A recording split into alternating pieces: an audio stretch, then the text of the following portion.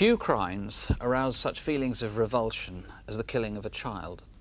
One Sunday lunchtime in early August, the body of a 7-year-old, Angela Flaherty, was discovered in a play den in a copse close to her home in Huddersfield. The police have launched a huge inquiry, and though they think it's likely the killer is a local man, potential witnesses to the events that day might come from anywhere in Britain. There are sightings of 2 men, either of whom could be the killer, and detectives on the case, as well as Angela's family, hope you might be able to tell us who those people are. Good morning, ladies and gentlemen. We're now 3.5 weeks into this murder inquiry, and I think it's perhaps about time that we had a look at the facts that we know them to be at this moment in time. Angela Leanne Flaherty was 7 years of age. She was the youngest of 4 sisters, came from a good family, and she lived with her family in Brownroyd Avenue on the Rawthorpe estate. Rawthorpe overlooks Kellner Bank, where children often played in a den among the trees, and where Angela was found. Just below the copse, there's a lane called Bradley Mills Road, which runs down to Huddersfield Town Football Ground. The afternoon she died, some 2,000 people were gathered here from across the west of Yorkshire. Huddersfield were playing Leeds United. So what do we know about Angela's movements on Saturday the 10th of August? We know that during the morning she was home watching television with her sisters, and then she went outside playing with a pink and white pedal cycle.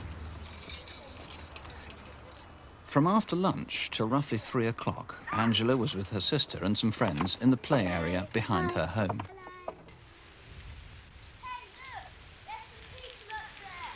At 3, she was seen with a friend not far away at Rawthorpe Infant School. Can we come up?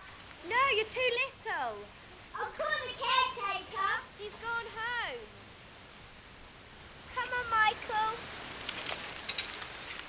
From then on, it's not clear what Angela was up to until 5 o'clock, when she was back in the play area.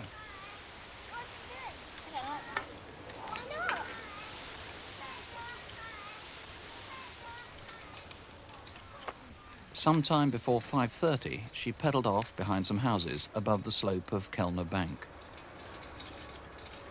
She wasn't seen alive by her family again. Around 10 to 6, Susan Duncan was driving home from the market where each Saturday she sells clothes. Her route brought her right behind the copse as she made her way up Bradley Mills Road.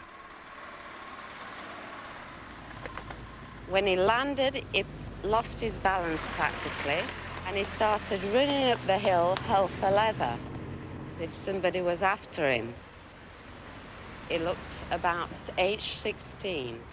He had fair complexion. He was of medium height and wore all beige clothing, and his T-shirt wasn't of the baggy type, it was close-fitting, and I could see his waist quite clearly, which in my opinion looked to be 28 to 30 inches. He was extremely slim.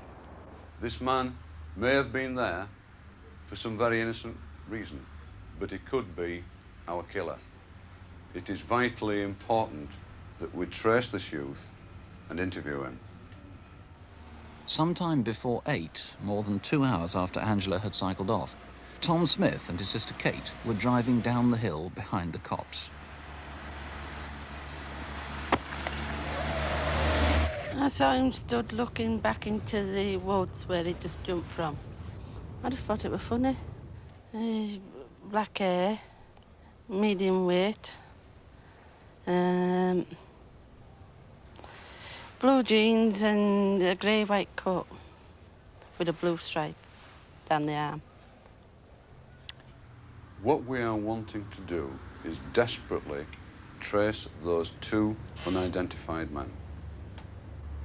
We must press on with our inquiries in the Rawthorpe estate and on the estate at the bottom of Kellner Bank. There are 692 houses on Rawthorpe estate alone. Every person over the age of 5 has to be interviewed, and over 80 officers have been drafted in to help. Did you know Angela Flaherty? Yes, I did. Could you tell me the time and place you last saw Angela? Around about 5:15 Saturday afternoon. That was on the 10th of August. Yes. Did you know Angela? Yes, I did. And how did you know Angela? My son Michael used to play with her. Have you ever visited a den on Kilnabank? Only when Michael took me down there. Did you see any girl answering Angela's description on Saturday the 10th? Every male over the age of 10 who lives in the community is being asked to account for his movements on the day of the murder. Each story then has to be verified carefully. Detectives strongly suspect the killer will turn out to come from Angela's own neighbourhood. The reason I believe that the killer is going to be a local man is due to statistical research. And in many inquiries of this nature, it has been found that the man has been a local. I've also got to bear in mind, of course, the scene where Angela's body was found. It was in a copse, in a den which was used by local children, and it's obviously very important to believe that the man must have known about that den. If Crimewatch viewers lead police to individual suspects, then forensic evidence is likely to convict them or eliminate them from the inquiry. Angela's bike was found close to the body and it's been subjected to minute examination. A single fibre has been found, which could come from the attacker's clothing. Some new high-tech analysis is being done to gather microscopic clues, but plain old-fashioned fingerprinting could still provide the crucial incriminating links. We have now taken fingerprints from Angela's friends, Angela's family, and any person that we can find who had legitimate access to that particular bicycle. Some of the prints have been identified as coming from Angela's friends and family. However, there are still other, as yet unidentified prints, and I'm very hopeful that these are in fact the marks left by her killer. Peter Bottomley, there's no doubt how best Crimewatch viewers can help, and that's identifying the two men seen at the bottom of Kilnabank jumping into the road. The first one seen by Susan Davis at about 10 to 6. Tell us what we know about him, how viewers might recognise him.